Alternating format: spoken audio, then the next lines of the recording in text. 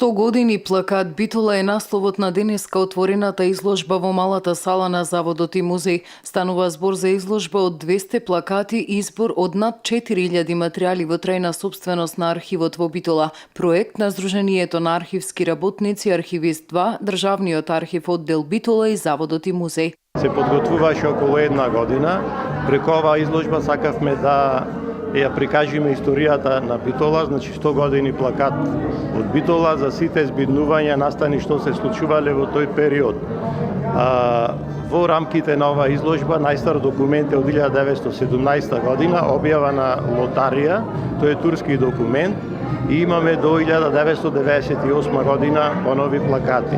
Тука се офатени плакати од разни дејности, значи имаме тука од театарот, од филмови, од соопштенија, од концерти и други случувања, објави и така натаму. 4 дена се сликале оригиналите за нивните фотокопии да бидат изложени денеска.